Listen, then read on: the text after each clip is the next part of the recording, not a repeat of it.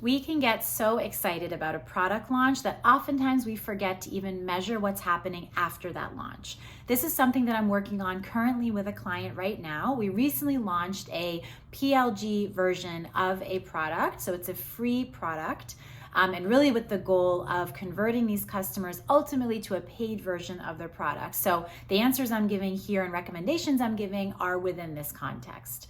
So the metrics I would look at right off the bat, they span across top of funnel, middle of the funnel, and bottom of the funnel. So top of funnel, how many are even using your product? It sounds super basic and super simple, but let's take a look at how many users on a weekly basis, maybe that's every couple weeks, depending on your marketing activities. You define the metric and the timing that's right for you, but let's take a look at who's coming in.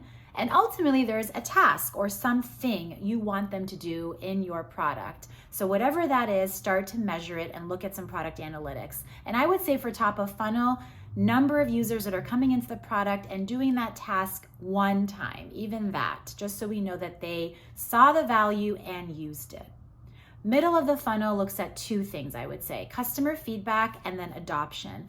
This is a great time for customer feedback. Take a look at the users that are using the product more than one time, speak to them, and then also speak to customers who used it once and never came back, or it's been a few weeks and they haven't come back. Again, all of this depends a little bit on your product and how often you predict customers are going to be using it. So these are some generalizations, but again, define for yourself what repeat usage looks like and start to track that for your product as well as speak to your customers.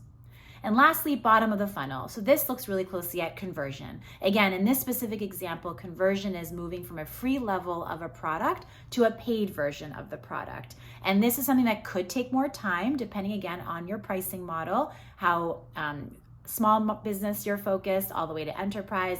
That all affects the timing of your conversion and how long a sales cycle is, etc. But again, work with your sales team and talk about how you can start to track this.